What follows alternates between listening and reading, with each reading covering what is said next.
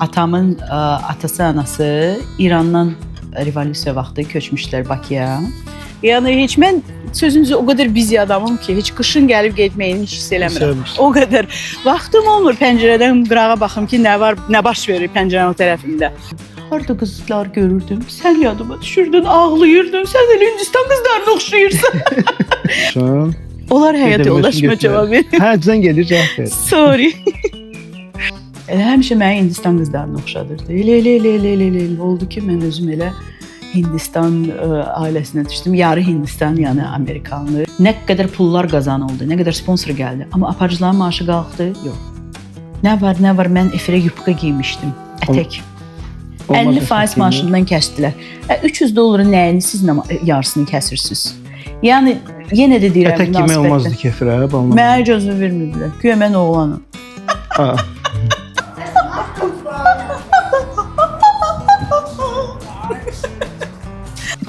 Sənə deyim, məni tədbirlərə çox adam çağırırdı. Çağırırdılar, deyirdim, yaxşı gələrəm. 2 gün qalmış deyirlər ki, biz başqa adamı çağırdıq.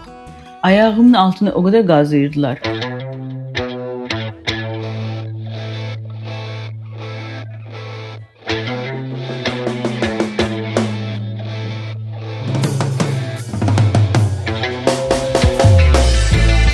Bu dəfə yolum Minnesota ştatına düşdü.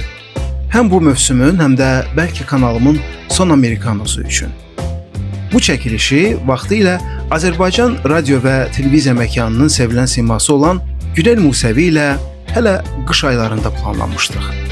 Yay gəldi və razılaşdığımız kimi mən Günelin yaşadığı Minneapolisə qonaq gəldim.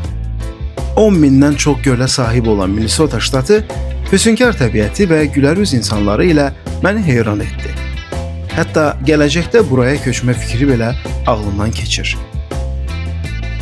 Günel məni hava limanında qarşıladı. Yolüstü anasıgilə baş çəkdik. Salam əleykum, xoş günlərinizə gəlin. Buyurun. Çay süfrəsi ətrafında səmimi söhbət etdik. Sən adamları gərək incidəsən, tənqid. Şəhəri gəzdik. Hava biraz tutqun olsa da gəzdiyimiz hər yer gözəl idi. Axşam isə Günel və həyat yoldaşı Andy məni şam yeməyinə dəvət etdilər. Günel israr etdi ki, oteldə yox, onların evində qalım. Mən də qaldım və bu qonaqlıq həm səmimi, həm də çox yadda qalan oldu. Birlikdə gəzdik, dolaşdıq və ən əsası doyunca söhbət etdik. Xoş gəlmisən Səxavət. Xoş günlərinizə gələk. Gözəl günlər. İnşallah. Gözəl yox, günlər yox, gözəl saatlar keçirdin dünəndən bəri. Çox sağ ol. Təşəkkür edirəm. Mən də çox gözəl saatlar və bir gün keçirtdim səninlə. Həqiqətən burada nə qədər başım qarışıq olsa, ailəm nə qədər böyük olsa, yenə də Azərbaycanın dostluğu əskikdir məndə. Və Azərbaycanın dostluğu deyəndə, yəni Azərbaycandan gələn əzizlərimin yeri görsənir. Günel Musəvi, sənin soyadınla ən çoxdur belə deyək də diqqət çəkirsən həmişə. Musəvi soyadı hardan gəlir? Və əsas məsələ Emin Musəvi ilə qohum deyirsiniz. Emin Musəvi ilə başlayım, yox biz qohum deyilik. Amma mənim qardaşımla bir sinifdə oxuyublar məktəbdə.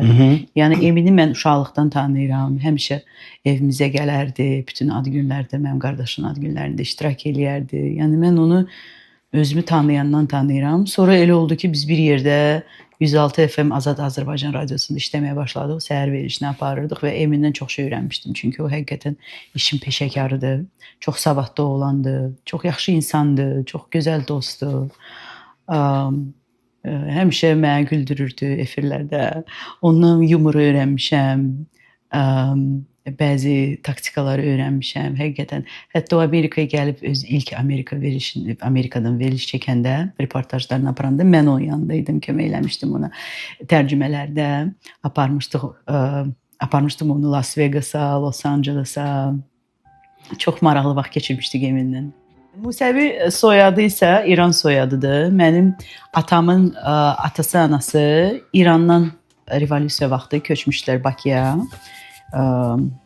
Hardasa 40-cı illərdə, səhv eləmirəmsə. Sonra mənim atam anadan oldu Bakıda. Yəni mənim atam Azərbaycanın birinci belə deyək də pokoleniyasıdır, generation. İndi onu Azərbaycanca deyirəm. Nəsli. Hər dildə dedim. Birinci nəsil. Hə. Amma o belə deyək də onlar İran Azərbaycanlılarıdır. Ona görə məs revolyusiya olanda, İnqilab olanda Azərbaycana köçdü. Yəni Musəvi də oradan gəlir. Musəvi əslində tərcümədə cüud deməkdir, sən bilirsən. Aha, Musəvi dini, Musanın dini. Sağ ol. Yəni tərcümə eləyəndə cüud deməkdir. Yahudi, cüud. Bilirdim, amma çox yəni nadir soyadlarındandır. Yəni Azərbaycan üçün amma İran üçün yox. Yəni Məmmədov, Əliyev, Əhmədov familiyalarından. Sağ ol. Amma mən də soyadımı ərə gedəndən sonra dəyişdim. Mənim yoldaşım özü metisdir. Anası Amerikanlıdır. Ağ Amerikanlardan.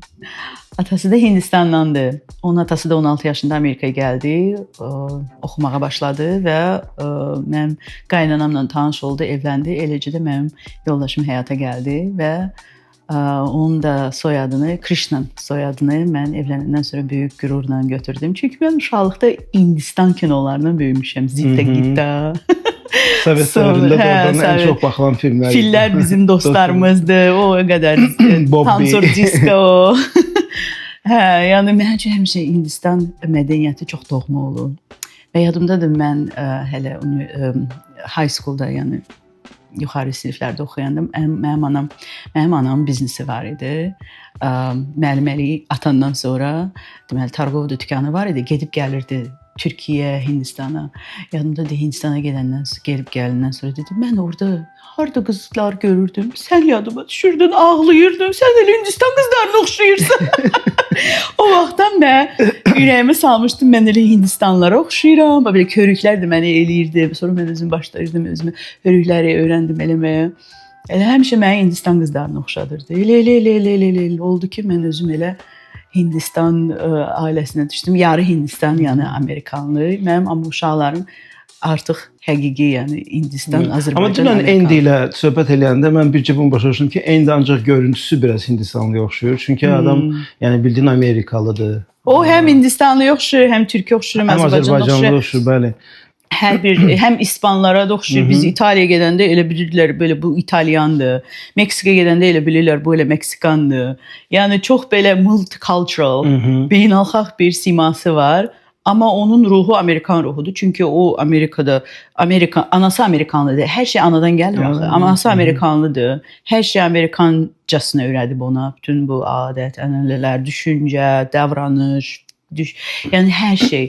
Ona görə onda, amma ruhən o özü deyir ki, mən Hindistan mədəniyyətinə daha yaxınam. Çox maraqlıdır. Yəni o da onun atasının bir qatqısıdır. Və mən də istəyirəm mənim uşaqlarım baxmayaraq ki, burada doğulub, burada da böyüyürlər. Mən istəyirəm onlar da böyüyəndə ruhən desinlər ki, mən ruhən Azərbaycanlı kimi özümü hiss edirəm. Və həmişə onlara deyirəm ki, yadınızdan çıxartmayın. Mən immigrantam. Mən Azərbaycandan gəlmişəm. Yəni siz də bilavasitə Azərbaycan qanını daşıyırsınız damarınızda. Və Azərbaycan adətlər budur. Bizdə Novruz var, bizdə bu var, o var. Böyüyə hörmət var.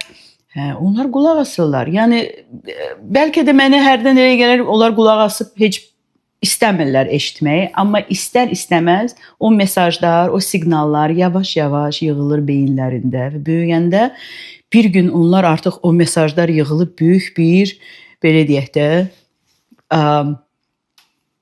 böyük bir mesaj onlara göndərəcək ki, okey, mama düz deyirmiş. Biz Azərbaycan, yarı Azərbaycanlıyıq, indi yarı Hindistanlıyıq, yarı Amerikanlıyıq.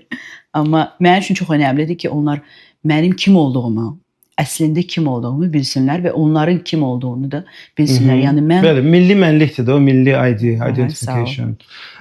Günün ümumiyyətlə Amerikaya sənin çoxdan gəldiyini bilirəm. Nəinki sənin, ümumiyyətlə ailənin çoxdan burada olduğunu bilirəm. Ümumiyyətlə Amerika həyatı sizin ailənin üçün necə başladı? Bu hardan gəldi? Yəni bu başlanğıc hardan başladı ki, bütün ailə artıq bu. Çox gözəl sualdır.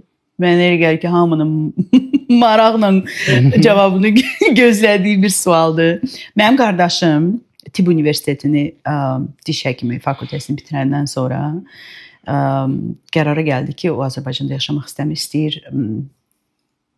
western lifestyle yaşasın və Amerikaya gəldi. Burada bizim Los Angeles'ta İran qohumlarımız var idi. Gəldi orada yaşadı. Sonra elə oldu ki, Minnesota'da Azərbaycandan tanıdığı dostu tapdı. Gəldi burada yaşadı və sonra vətəndaş olandan sonra qanuni bir şəkildə anam, atam, bizim yəni ailəyə family reunion application'ı doldurdu. Və eləcə də birinci anam gəldi, sonra mən gəldim, oxumağa qaldım, dokumentlər düzəldi, hər şey. Və belə oldu. 2009-cu ildə biz köçdük ailəvi olaraq. Mən burada universitetlər bitirdim. Bakalavr sahəsində uşaq psixologiyası və magistratura bitirdim. Təzədən hər şey oxudum, çünki Azərbaycanda hamısını oxumuşdum. Təzədən, yəni 16 ildir biz burada yaşayırıq artıq. İlk dəfə mən Kaliforniyaya gəldim, San Fransiskoya. Onda dilim, düzdür, mənim ikinci dilim ingilis dilidir, amma fransız dilini o vaxt çox sevdiyimdən ingilis dili kölgədə qalmışdı. Nəysə, güc bəla ilə hələ danışırdım.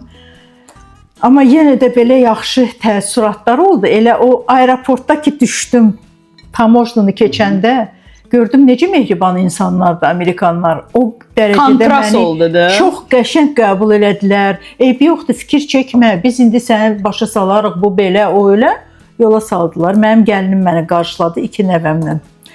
Nəysə.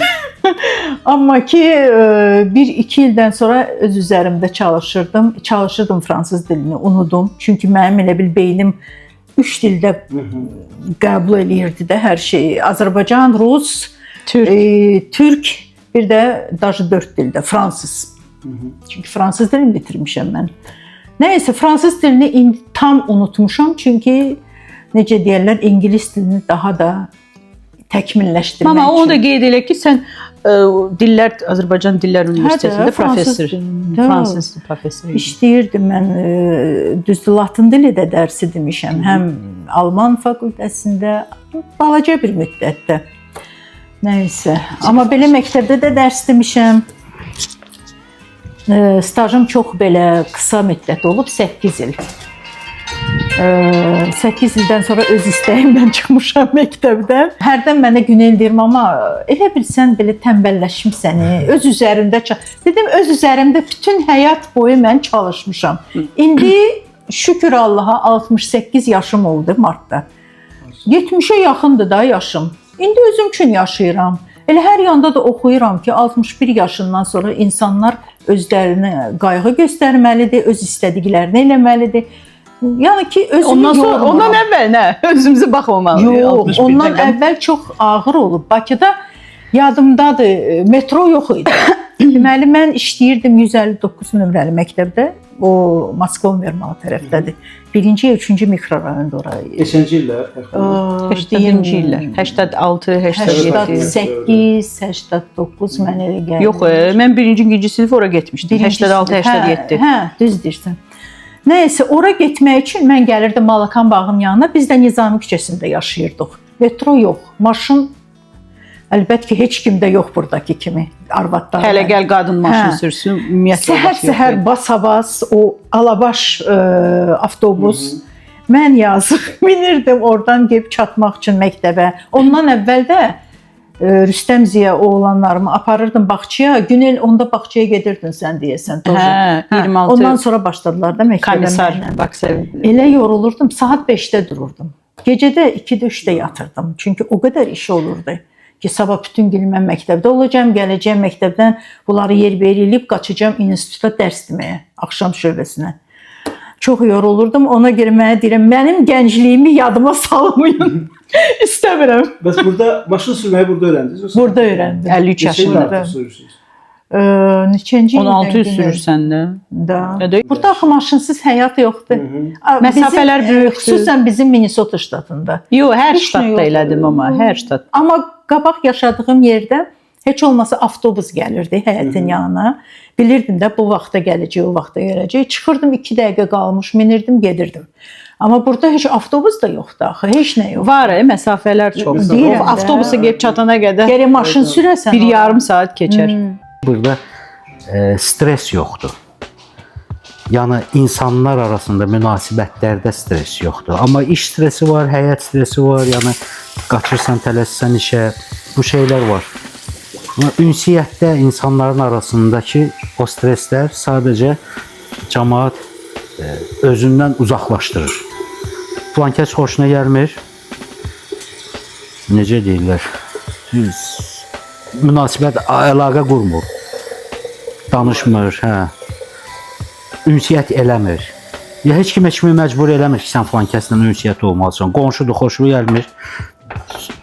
Yeri gəlir, siz salam da vermir. Normal bir haldır.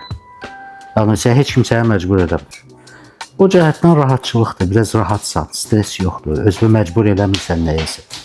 Bu arada çox ləzzətli yeməklər var. Yəni Yarısı уже yeyildi. yarısı yedi, yəni belə deyil. Bayağı bir şey. Bu piroqunuzu çox sevdim. Əsas məsələ şəkəri çox azdır. Ərik bir piroqudur. Bu Bakıda elədiyiniz reseptdir, elə hə? Hələ Bakıda nə edirdim, burada da eləyirəm. İçində də əriklə. Amma klassik bir qadındır. Xoşlamır yeni mətbəx dadları, yeni Mən anlayır ki, yenilik dalıca qaçmırsan. Hə, o necə adət, baba Xoşum gəlir bax öz milli yeməklərimizdən. Nənə baba, ana baba, ata baba. Dədə baba qaydası necə olur?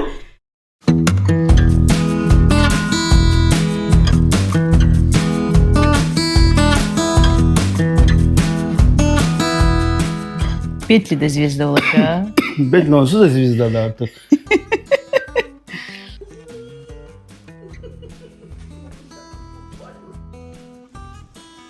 See what I have for you. Come on.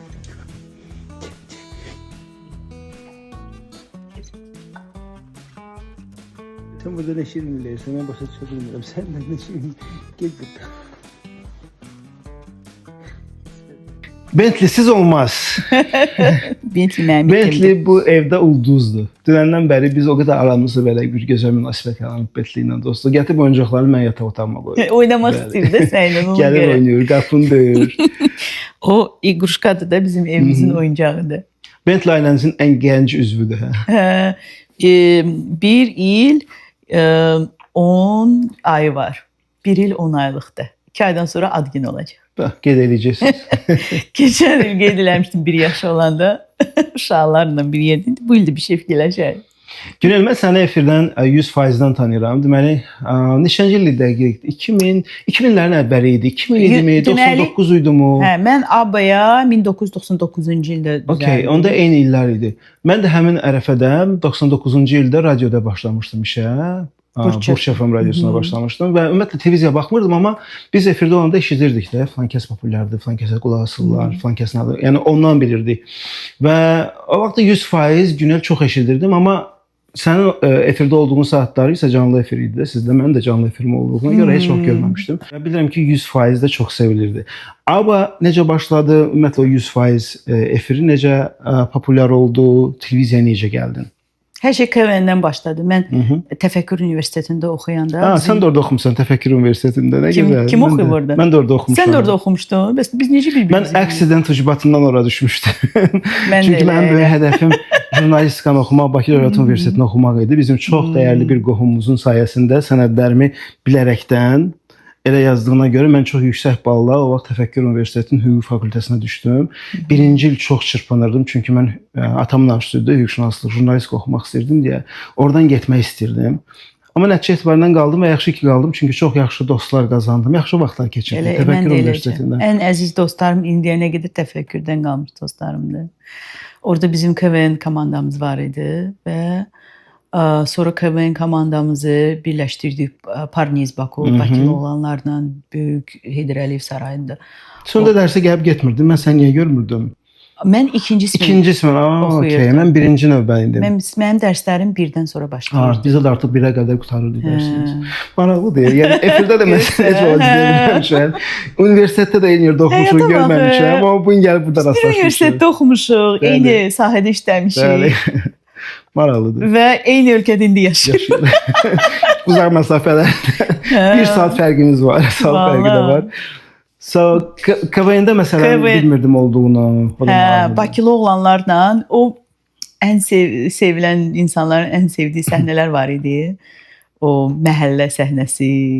Onlarda mən də var idim. Yəni o vaxt Heydər Əliyev gəlib baxırdı bizim Bakılı olanların çıxışlarına. Yadımda da İlham Əliyev səhnə arxası gəlirdi Heydər Əliyevlə, Mehriban xanım. Yəni çox gözəl xatirələr var idi və o vaxt mənim üçün, yəni mən 18 yaşında bir uşaq idim da. Mənim üçün bütün bunlar çox belə əl çatmaz bir şeylər idi və mən onu yaşayırdım. Mənə gəldi ki, mən yuxudayam. Başa düşürsən? Sonra sadələşdi hər şey, səhnəyi öyrəndim və KVN-dən qazandığım dostlar başladı ABD işləməyə, orada burada və eləcə bu yolları tapdım. 106 FM-ə də mən yadımda deyil dəqiq necə ora gəldim, çıxdım. Artıq yadımdan çıxdı. Onda 106 FM ABA-dan sonra başladı, hə? Yox, birinci 106 FM başladı. Birinci 106 FM-də başladı. başladı. 106 FM-də mən işləyəndə mənim prodüserim var idi, Elruz Fətəliyev. İndi də Pitchline Advertisement onun böyüyüdü və o 106 FM-dən sonra getdi ABA-da. Əyləncəli departamentin böyüyü oldu. Mən 106 FM-dən çıxmaq arzusunda olanda mən bir neçə KVN-dən tanış oldığım insanlara zəng elədim. Onlar da ABA-da işləyirdilər, rejissor kimi. Dedi ki, sənin yerin bura deyil. Birinci o dedi mənə. Dedim, mənim yerim ora deyil. Sən kimsən mənə o sözü deyirsən? Sonra zəng elədim Elruz'a. Dedim, Elruz, sən Allah, mən ən böyük arzum, sən bilirsən də mən səhnə çox sevirəm. Və mənə elə gəlir ki, mənim istedadım ABA-ya yarayar. Dedi ki, hə, mən də elə fikirləşirəm. Gəl sənə belə probni çəkiliş eləyək. Getdim, ABA-nın prezidenti ilə tanış oldum. Sonra dedilər ki, gir studiyaya. Neysə, sən danış da kameranın qabağında. Baxaq, gör, necə səmimiyyətli sən özü kameranın qabağında necə istəyirsən. O söz demək olar. Çıxdım, nə lazımdır, danışdım. Elə özümdən danışdım sudan, havadan. Dedilər, 1-2 saat fırlan, sənə cavabını verərik. Elə 1 saat keçmədi. Dedilər ki, sənə götürdülər işə. Dedim, nə yaxşı, mənim arzularım həyata keçir. Əvvəl mən Qızıl Onluq verilişini başladım aparmağa. Hit parad idi. Azərbaycan yəni musiqi videolarının hit paradı idi. Ən gözəl mahnıların reytinqini təqdim eləyirdim. Həftədə bir dəfə. Bu o canlı deyildi. Onu hardasa bir 5 ay apardım. Deməli, ABA prezidenti getdi Moskvaya gəldi və yeni proyektlə gəlmişdi, layihə ilə. Dedi ki, o layihədə mən ancaq Güneli görürəm. O layihədə 100% layihəsi idi. Dedi ki, mən istəyirəm Günel çıxsın o verilişə və ürəyin istədiyini eləsin. Özü kimi olsun. Mən də elə özüm kimi olurdum. Düzdür, orada hərdən biraz exaggerate eləyirdim şeyləri. Ki, cəlb edeyim insanları. Misal üçün, hansı bir mənada ki, geyimlərim belə ekstravagant idi. Biraz həddən çox gülürdüm ki, bu şəna, bu havanı yaradım. O demək deyil, mən bütün gün geyib gülürəm. Hərdən amma olurdu ki, öz ovqatımı da qaldırırdım. İnsanların da ovqatını qaldırmaq üçün. Hərdən çox gülürdüm, hərdən. Və mən sənə deyim ki, o vaxt mən nə olsun kameranı sevirdim, nə olsun mən sərbəst idim. Mənim təcrübəm yox idi. Və mənə heç kim təcrübə öyrətməyib. Heç kim mənə yəni səhnə mədəniyyətini heç kim keçməyib. O vaxt Nərgiz Cəlilova da ABA kanalında işləyirdi. Mən özüm ona yaxınlaşdım. Dedim ki, mənə biraz kömək eləyin də. Mən rus dilli biriyəm. Mənə lazımdır, mən biraz inkişaf elətdirim öz dilimi. Mən öz dilimdə, öz rus dilində fikirlərimi tərcümə eləyə bilmirdim. İlişib qalırdım. Biabırçılıq olurdu. Mənə dedi ki, qızım, sən gərək oxuyasan, çox oxuyasan Azərbaycan dilində. Ondan sonra başladım həqiqətən çox oxumağa. Və illər sonra bəhrəsini də gördüm. Elə bir il içində o qədər inkişaf elədim. Yəni, mən üzərəmdə xoşlayıram işləməyi. Belə, indi baxıram geriyə, o illəri yadıma salıram, deyirəm, necə qeyri-professional bir şirkətdə mən işləyirdim. İstər ABA, istər Space, istər Lider. Onlar öz işçilərinə... Hətta o vaxt üçün onlar əslində professional idi da, Azərbaycanı belə götürəndə. Amma qeyri-professional yanaşma ilə yanaşırdılar aparıcılara. İndi biz onu görürük. İşçilərə, yəni heç bir trening keçmirdilər. Heç olmasa ildə bir dəfə bizə exchange eləməlidirlər. Bizi göndərməli idilər hansısa bir başqa ölkənin kanallarına. Biz bir experience yığaq. Məsəl üçün mənə coach tutmalı idilər, səhnə coachu. Mən də baxıram burada Amerikada aparıcıların üzərində kimlər, nə boyda komanda işləyir. Speech therapist, nə bilim, therapist, speech coach, stage coach. Bu milyon dənə adam. Yəni sənin duruşun, sənin gülüşün, sənin danışığın, hər bu aspektin öz treneri var. Düzdür? Bizə amma deyirlər, al mikrofon, bu da kamera, get çıx nə istsən danış. Ona görə də biz okana buraxırdılar üzün. Ay sağ ol. Ona görə biz milyon dənə səhv eləyirdik. Ona görə cəmaət genel tüm günü atdan düşür efirdə, şitlik eləyir. Mən şitlik eləmirdim. Mən prosta bilmirdim mən nə etməliyəm. Bilirsən? Qonaq gəlirdi. Mənə demirdilər, bu qonağın ala bu bioqrafiyasını oxu. Gəl sualları bir yerdə fikirləşək. Deyirlər, nə istəsən sual ver də. Qulağımda qulaqçıq var idi. Redaktor orada nəsə suallar verirdi. Mənim beynim işləyirdi 360 degrees. Mən bizim ümumiyyətlə indi bilmirəm necədir. Yalan danışmaq istəmirəm televiziya aləmində, amma o vaxt mən redaktorun ancaq adı olurdu. Redaktor aparıcılıq işləmirdi. Mən efirlərimi özüm hazırlayırdım. Yeganə mən redaktorluğu sözün əsl mənasında İlhamə Kərimov var idi. Allah rəhmət eləsin. Onunla yaşamışam. Sərmayə, o da Azərbaycan, Amerikada yaşayır. O da abanın yetirməsi. Biz liderdə bərabər işləmişik. Mən redaktorluğu onlardan görürdüm. Çünki əməli başlı hazırlaşırdıq falan. Çox savadlı işçilər idi. Çox yaşlı insanlar idi. İlhamə də yazıq, Allah rəhmət eləsin ona. Mən onunla çox yaxın idim. O mənim redaktorum idi bir ara. Və həqiqətən o ilə çox gözəl mən işlər görürdüm. Çünki o elə əsl redaktor. O mənə yazırdı ssenarini, necə salamlaşmaq lazımdır, necə sağollaşmaq lazımdır. Yəni mən onunla, o mənim şey. Bir də mən kameralarım. Yox. Amma indi yəni başa düşürəm ki, indiyənə qədər heç nə dəyişməyib Azərbaycanda. İndiyənə qədər Azərbaycanda aparıcılara düzgün qiymət verilmir, düzgün yanaşma təşkil olunmur. Yenə də öz fəaliyyətdir də. Bizim kanallarımız hamısı öz fəaliyyəti. Professionallıq yoxdur.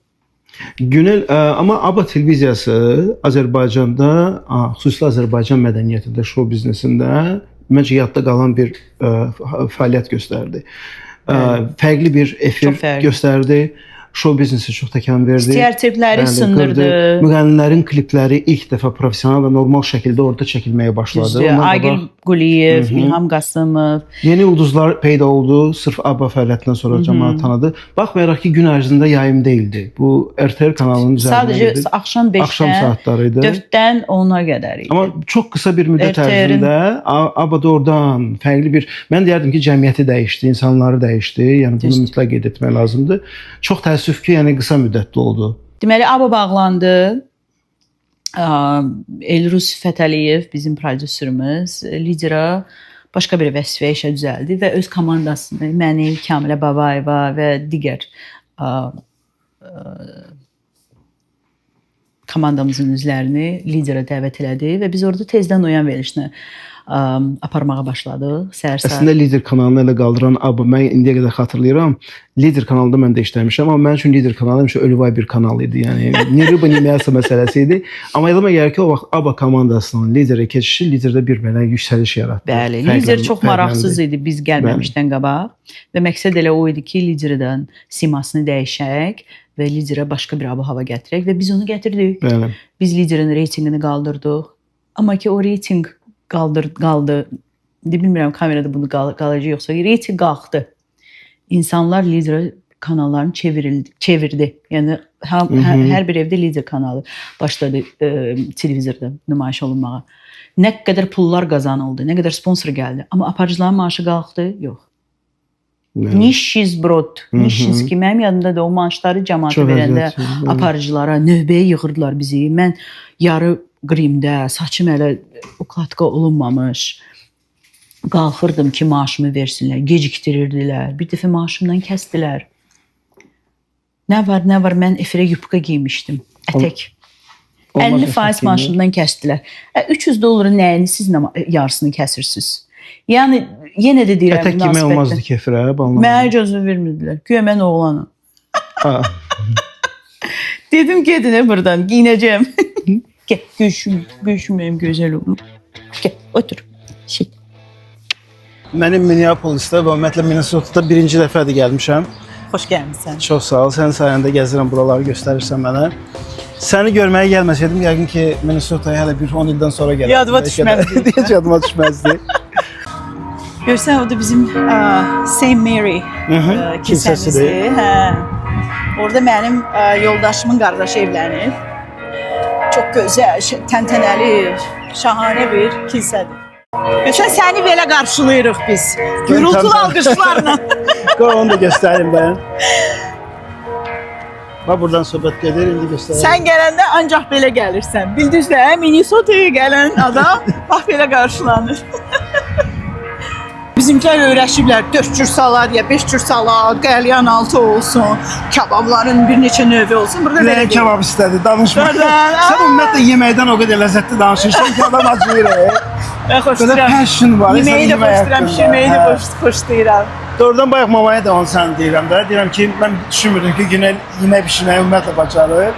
Amma hiss edirəm ki, yaşlar Ümumiyyətlə, qabiliyyətim var. mənim haqqımda çox belə yanlış bir imic yaranıb. O vaxtlardan ABA kanalından. Yadımdadır, kimlənsə telefondan danışır. Deyirdim, hə, mən bugün evləri yığışdırdım, lustraları sildim. Sən lustra silirsən? O vaxt hələ mən gənc idim, 20 neçə yaşım, dedim, başım çıxmadı. Mən bəyəm prinsesiz adam. Təbii ki, lustra da siləcəm, pol da yuyacam. Mən çox belə işgüzar evdə evləri səliqəli saxlamağı xoşlayıram, yemək bişirməyi xoşlayıram. Amma o vaxt heç kim inanmırdı. Geçən stolları da açıram. Geçən anayam, yoldaşam, geçən bir qadınam. Yaxşı dostam. Amma evi çox sevirəm, evdar bir insanam. Bütün ümumiyyətlə özünü artıq ailəyə sərf eləmişsən. Uşaqlar, Təbii. Çünki elə bir yaşdan olmuşam, gec bir yaşdan olmuşam və onun üçün analıq şu qədər darıxırdım ki, o qədər istəyirdim ana olum. O mənim üçün analıq böyük bir Allahın bir nemətidir, böyük bir rewarddır da, mükafatdır. Evet. Və yoldaşım da sağ olsun, elə bir şərait yaradıb ki, mənim işləmə ehtiyacım da qalmır. Mən elə uşaqlarımla, yoldaşımla, evimlə, itlərimlə məşğulam. Və çox sevirəm onu. Düzdür, öz biznesim də var. Halbuki indi biznesimə o qədər də vaxt ayırmıram. Daha çox uşaqlarıma. Çünki uşaqlar çox gəncdilər və istəyirəm onların hər bir anında yanında olum. Onların inkişafı üçün əlimdən gələni edim ki, gələcəkdə bilim ki, mən bu dünyaya gözəl insan, yaxşı bir, keyfiyyətli bir vətəndaş və ağıllı bir insan yetişdirmişsən. oğul qız gətirmişəm.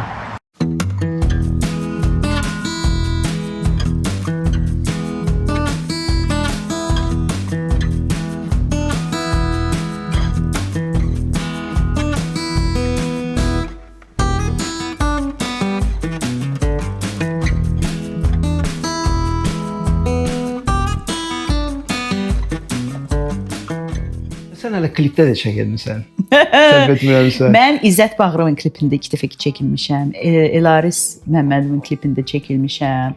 Sabir təzə müğənnilərdən biridir, çox yaxşı müğənnidir. Sabir Я встретил девушку. Yadımda da o klip. İzzətin klipi yadımda deyil, amma Elarisin klipini yadımdadır. Rusça oxumuşdu o da mahnını. Amma mən tup ürəyim döyündü Tup də Tup'la çəkilmişdim. Bir də o birisi mahnı yadımdan çıxdı. Onu 2 dənə klipində oynamışsan Elarizin. 2 ya 3 klipində, İzzətin də 2 dənə klipində oynamışdım. Onlar da heç yadımda deyil. Amma maraqlı. Necə oldu sən belə bu klipə dəvət elədilər? Yəqin böyük qonorar verdilər. Ay, nə qonorar, heç nə. Bir dənə qonorar verən oldu Sabir. Yeni müğənnilərdən. O da sağ olsun. Mən heç qonorar istəmirdim. Öz dedi qonorar verəcəyik. Dedim, əla, verdi. Amma deyim ki, Elarizdir, İzzətdir. Yaxşı insanlarla, yəni bir şey demirəm. Bəlkə də onların günahı deyil. Onun gəri rejissor deyədi ya da prodüser. Sən bizim pulumuzu versən, Günelin də pulunu ver. Amma yox. Mən də onların xətrini istəyirdim deyə xala xətri qalmasını çəkilirdim. Bir də mənə maraqlı idi, yəni bu video çəkilişlər. Mən xoşlayıram, mən sənət adamıyam. Mən xoşlayıram hər cür sənəti. İncə sənətiyəm, onu demək istəyirəm. Burada oradan səs necə qəşəng. Burada Lüboyada müğənni ola bilər.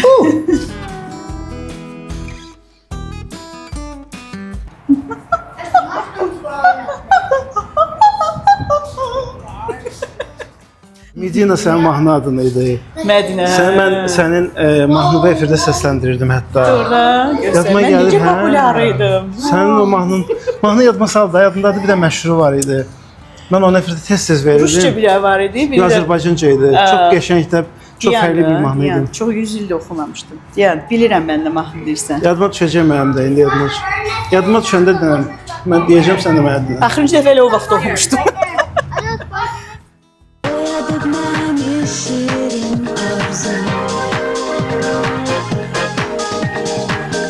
Yüreğimde hayatmak isterim. Gözüme bakıp bir eşk gördüm. Yaşımı bahar ağladım. Heç mən sözünüzü o qədər bizi adamım ki, heç qışın gəlib getməyini heç hiss eləmirəm. Sevmişdim. O qədər. Vaxtım olmur pəncərədən qırağa baxım ki, nə var, nə baş verir pəncərənin o tərəfində. Yəni həyatım o qədər doludur ki. Mən misal üçün deyim ki, telefonu götürüm kimdənsə danışım. Mənim ona vaxtım, həvəsim də yoxdur. Mən telefondan danışmağı xoşlamıram. WhatsApp-a da konkret, salam necəsən? Hə, bu iş necə oldu? Hə. O ilə də bitdi. Deyim ki, həyatım bütün günü kimdənsə yazışmaq, danışmaq, hövsələm yoxdur elə şeylərə. Mən öz enerjimi, öz vaxtımı, öz ailəmə, özümə, kitab oxumağıma, podkastlara qulaq asmağa, evdə yemək bişirib, xörək bişirib yığışdırmağa, uşaqlarımı səliqəyə salmağa, onların işlərində məşğul olmağa, yoldaşımla vaxt keçirməyi xoşlayıram. Amma deyim ki, kimdənsə lakaçıqqa vurma, oy Allah, bu waste of time. Doğrudan. Ona görə dostum da yoxdur. Var belə, salam necəsən, havadan suda danışan dostlarım, amma onlarla görüşməyə də vaxtım yoxdur. I invested in me and my life. Başqa daha Azərbaycanda olanda daha başqa hansı işlər görmüsən? Yəni başqa necə pul qazanırdın? Tədbirlərə gedirdinmi? Çox tədbirlərə getmirdim. Çox tədbir. Sənə deyim, məni tədbirlərə çox adam çağırırdı. Çağırırdılar, deyirdim yaxşı gələrəm.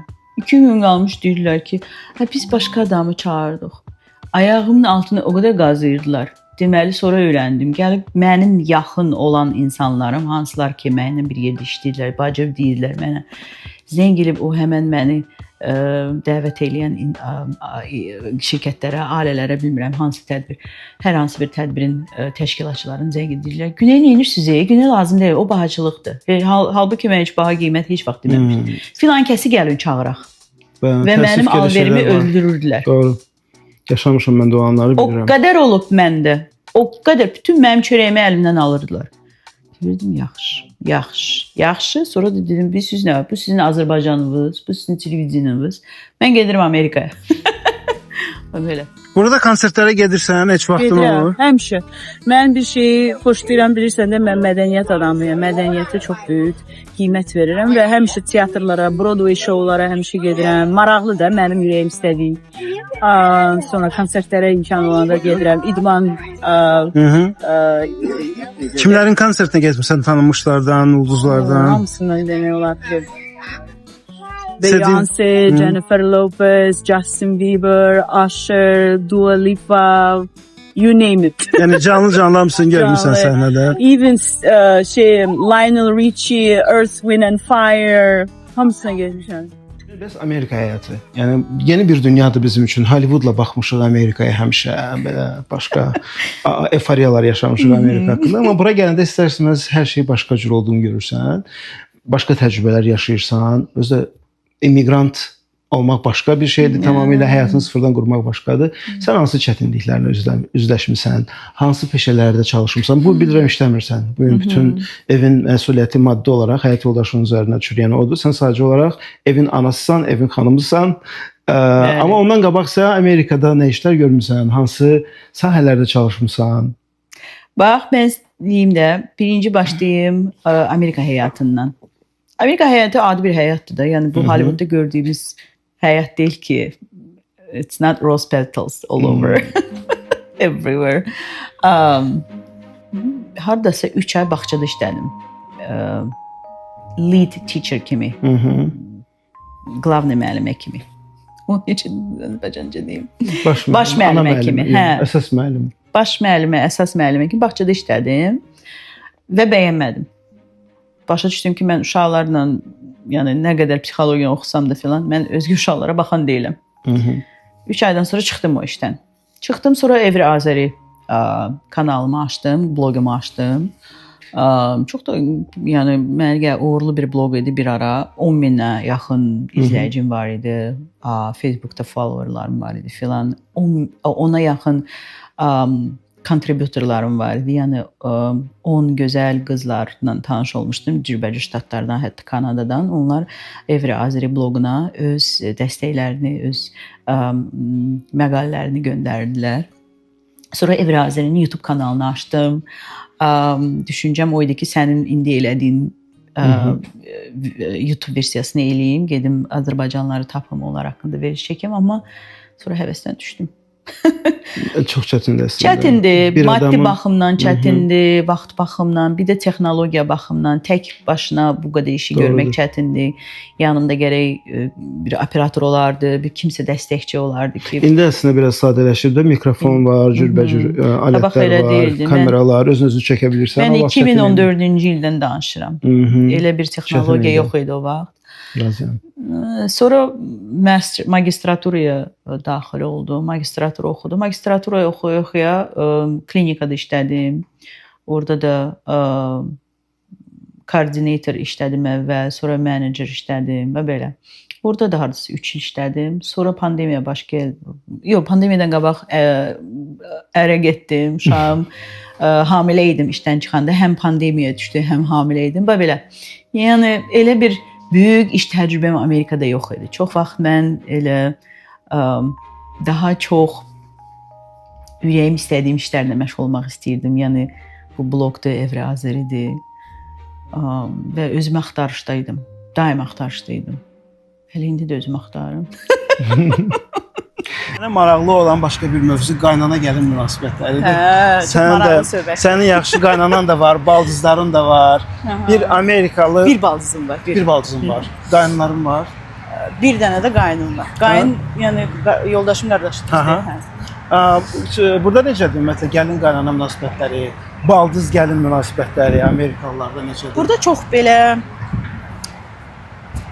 necə deyim, Bakıdakı kimi məcburiyyət yoxdur bu münasibətləri yaratmağa. Məsəl üçün qaynanam elə bir qadındır ki, onun öz həyatı var, öz maraqları var. O heç vaxt yanımda heç kimin sözünü danışmaq, qeybət eləməz. Mənə məsəl üçün ocenivişi, rusların sözü var. Qiymət verirdi. Hə, yəni belə qiymət verici bir şəkildə baxmır da. Yəni mən müzakirə etmir səni. Hə, müzakirə eləmir. Həm də ki mənə baxmır ki, minnətin olsun gəlib mənim yoldaşım. Necə olacaq? Müzakirə yox. Qüsur bildirmir. Yəni qüsurları axtarmır, qüsurları şey eləmir. Elə şey heç vaxt hiss eləməmişəm. Əksinə çox kömək eləyir mənə. Məsəl üçün bax bu dəqiqə mən səninlənəm, mənim 2 övladım vardı. Onlar hardadır? Onlar mənim qaynanamlandır. Çünki sən gedib mənim anamın da müsahibə oldun. Dedim ki, mamaya mane olmasın uşaqlar. Qaynanama zəng elədim. Dedi götürərəm, elə bütün günü də mənimlə qalsınlar. Mənim evimdə də yatıb dursunlar səhər. Sən boşalandan sonra uşaq gətirərəm, uşaqları gətirərəm. Yəni bu qədər yardım sevən bir qadındır. Gecə saat 11-də də, gecə saat 1-də də nəsə olsa mən ona zəng eləyəcəm. 5 dəqiqənin içində gəlib mənə kömək eləyəcək. Yəni o dərəcədə və heç vaxt deməz, ayda təzə xalatımı üstümə giymişdim, yatmağa hazırlaşım. Vacib idi indi mənə zəng eləyirsən. Belə söhbətlər heç vaxt ondan mən eşitmərəm. Sizin həyatınızda bugün hər şey gözəldir. Davamlı olsun, həmişə belə olsun. Amin. Və sən düşünürsənmi ki, həyat yoldaşın sənin sırf belə bütün xəyalını qurduğun insandır ki, ona rast gəlmisən. Ruh əkizində ona rast gəlmisən. 100%. Birinci mən onunla tanış olanda mən ona deyəsin birinci, ikinci görüşdə dedim ki, bilirsən, mən dost axtarıram. Mən elə belə boyfriend axtarmıram. Mənə boyfriend lazım deyil. Mənə dost lazımdır. Hansı ilə ki mən dünyanı gedib görəcəm, kinolara gedəcəm, yemək bişirəcəm. Yəni həyat yaşayacağam. Bir dost. Yəni məcbur deyil ki biz ər-arvad olaq, evlənək, boyfriend, girlfriend olaq. Sadəcə o dost istəyirəm mən. Və həqiqətən onun dünya görüşü, onun savadı, onun baxışları, onun rəftarı, onun münasibəti, onun həyatdan anlayışı, həyata münasibəti o dərəcədə mənə ruhən yaxın idi. Mən hərdən özümə deyirdim, ay Allah, mən o söz var ya, doşab istəyirdim, bal çıxdı, ya bal istəyirdim, doşab çıxdı. Belə bir məsələ. Sən bilirsən Doşab ama axtarırdım, bal çıxdı. hə, bax o bir belə bir vəziyyətə çıxmışdım ki, özümü artıq çimdikliyim. Bu həqiqətən belə bir insan imiş. Yəni biz onunla ilk öncə dostuq. Biz onunla hər bir məsələdə söhbət eləməyi xoşlayırıq. Yəni bir məsələ olanda biz otururuq, danışırıq. Yəni qapıları çırpıb bir-birimizə zəhrimar sifəti göstərib, zəhrimar deyib qaçmırıq bir-birimizdən. Mənim yoldaşım mənim tam əksimdir. Yəni mən nə qədər kameranı sevirəmsə, o qədər də o kameranı sevmir. Bu bir. İkincisi, bu sən dediyin kimi onun özünə qarşı o qədər necə deyim, qoruması var ki, özünü qorumaq üçün, uşaqlarını qorumaq üçün o istəmir insanlar misal üçün küçədə birdən də uşaqları görsə barmağı ilə göstərsinlər filan.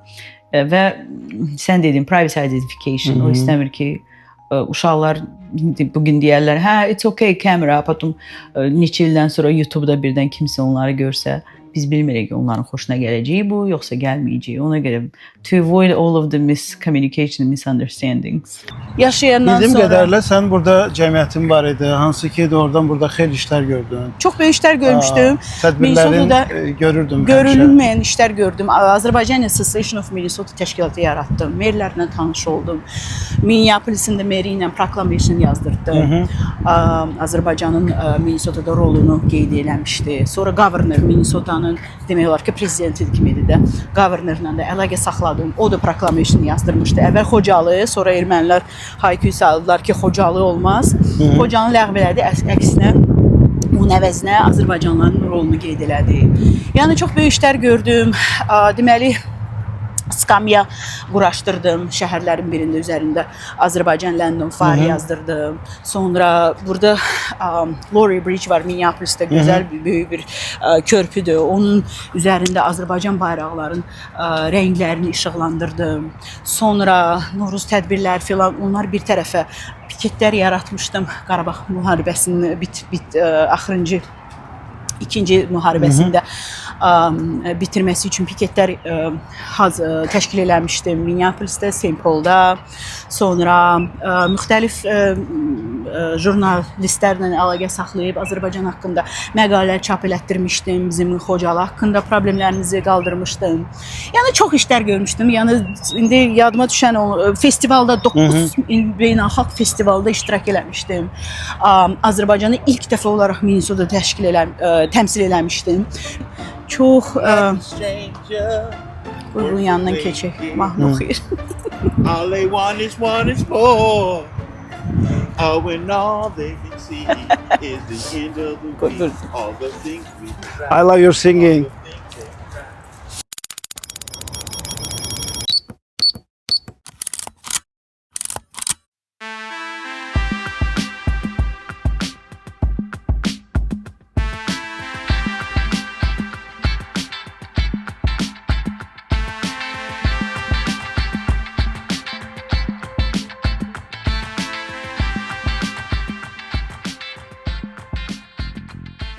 Bugünkü bax bu gözəl müsahibə üçün mən sənə təşəkkür edirəm. Çünki dünəndən bəri o qədər yaxşı anlar yaşayıram ki, səninlə, ailənlə, Endi ilə maraqlı söhbətimiz oldu. Dünən məni yeməyə apardınız. Təşəkkür edirəm. Düz istərdim ki, kamerada olsunlar hamısı, amma ki, insanların kamerada olmaq istəməməsini anlayıram. Yəni bu normal bir şeydir. Amma təşəkkür edirəm. Bax yaxşı, biz planlamışdıq bu günü. Bir neçə ay bundan əvvəl və elə planlarımıza sadiq qalaraq bugün görüşdük, Amerikano çəkdik və səninlə Amerikanonu yekunlaşdırmaq qərarına gəldim. Hətta bununla bağlı paylaşım eləmişdim Instagramda ki, sonuncu Amerikano və o qədər insanlar yazdılar ki, komment olaraq yazdılar, mənə mesaj olaraq yazırdılar ki, niyə davam eləyin falan, bir-iki nəfər də deyir davam eləyin. Amma istirahətə ehtiyacım var. Mən də belə qənaətə gəldim ki, 2-3 ay dincəlim və bu istirahət məqamında öz şəxsi digər işlərimlə də məşğul olum. Və ondan sonra qərar verəcəm. Amerikanonun növbəti ikinci sezonu olacaq, yoxsa olmayacaq. Ona görə bilmirəm, belə deyə bilərik də. Sezon sonu səninlədir və ya bəlkə ümumiyyətlə səninlə sondur. Allah eləməsin. Yox, məncə davam elə. Yoxsa deyəcəklər günənin ayağı ağır Ağır oldu. oldu, yaxşı. Sırf onu deməsinlər deyə davam eləyərəm. Amma bunu da artıq sentyabrda biləcəm. Amma o vaxta qədər mənim də öz işlərim var, özümün biznesim Təbii. var, özümün falan var ki, onlara diqqətimi ayıracağam. Amerikana çox vaxtımı alır doğrudan da. Yəni çəkim, montaj, paylaşmaq, bu hobbidir. Sevərək eləyirəm bunu. Bunun müqabilində pul qazanmıram, amma ki sevərək Sponsorları elədiyim bir dəvət şeydir. edirəm. Hə, sponsorlar. Yəni əslində sponsorların olmağı daha gözəl bir şeydir. Çünki sponsorlar Məcburiyyət falan da yoxdur onda. məcburiyyət var, sərhədlər var, çərçivələr var, amma belə müstəqilsən. Təbii. Yəni heç kəs sənə sponsorluq eləmir, heç kəsin belə deyək də əmri ilə oturub durmursan. Nədən istəyirəm ondan da danışıram. Kimi istəyirəm onu da çəkirəm. Sam себе boss. Ən gözəli budur və bu gözəl sonluq üçün sənə təşəkkür edirəm. Yəni sezon sonu deyək, yaxşı. Sezon sonu denin. Sonluq demə.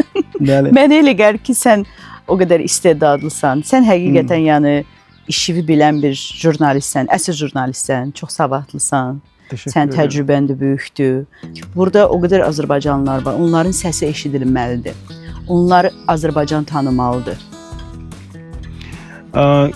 Bu gün Atalar Günüdür Amerika Birləşmiş Ştatlarında və Atalar Günündə sən uşaqların və həyat yoldaşın Onlar həyat yoldaşıma cavab verir. Hə, sən gəlir cavab ver. Sorry. Hey babe, we're still recording my interview in the backyard. Yes, we're still home. Okay. I saw her bangs. Zamanımı boşuna itirmirəm heç vaxt. Ona görə mən həmişə motiondayam. Çünki beynim bir şey eləyəndən bitirməmiş, mən artıq digər şeyi fikirləşirəm. Okay, buna 5 dəqiqəm qalıb. Deyim onu tez eləyim. Yəni oturum, ayda belim ağrıdı. Oy, biraz istirahat eləyim sonra. Elə şeylərim yoxdur. Və indi bu nəyin hazırlığıdır? Bu indi Atalar Günüdür bugün. Axşam anam, atam, qardaşım, yoldaşım, uşaqlarım hamısı gəlir. Biz qeyd edəcəyik. Aliviya Sən hazırlayırsan. hayır çıxıb gedirsən də, dedim sənə biraz çox qal bizimlə. Mən də işə getməliyəm də ona görə. Aliviya hazırlayırsan, sonra nə var axşama? Ribs, ribs necədir? Qabırğa. Qabırğa, sonra stuffed potatoes, elə bir şey. Doldurulmuş kartof. Nəylə doldurursunuz içini? Bacon, bir də markosat, şeydir də, Türklərin o kartoşkası var, kartofları. Nədir onun? Bildim nə edirsən, adı unutdum mən də. Görək, bütün sözlər yaddan çıxır. İşlətmirik deyə, yaddan. Kumpir. Kumpir. Ay, malades sənə. Kumpir eləyirəm.